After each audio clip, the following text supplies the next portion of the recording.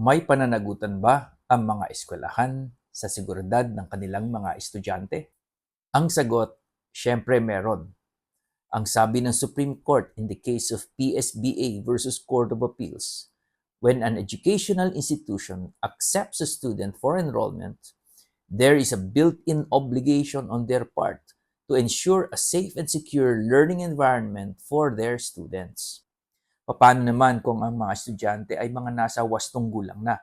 Pananagutan pa rin ba yan ng paaralan? Ang sagot ay yes.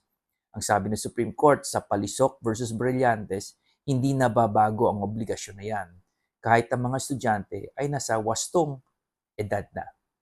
Ngunit ang sabi rin ng Supreme Court, hindi sa lahat ng pagkakataon ang eskwelahan ay mananagot dahil the school is not an insurer of all risks.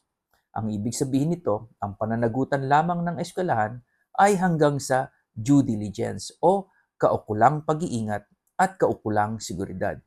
What may be considered due diligence depends on the specific circumstances surrounding the incident, especially ang edad ng mga estudyante. Paano naman kung ang estudyante mismo ang pasaway o hindi sumusunod sa alituntunin o patakaran ng eskwelahan sa seguridad at ito ay nagresulta sa kanyang injuries, damages, or even death?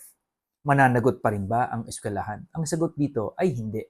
Ang tawag dito ay contributory negligence na maaring makapagpawalang sala sa eskwelahan o maaring mabawasan or ma-mitigate ang pananagutan ng eskwelahan dahil sa mismong kapabayaan ng estudyante.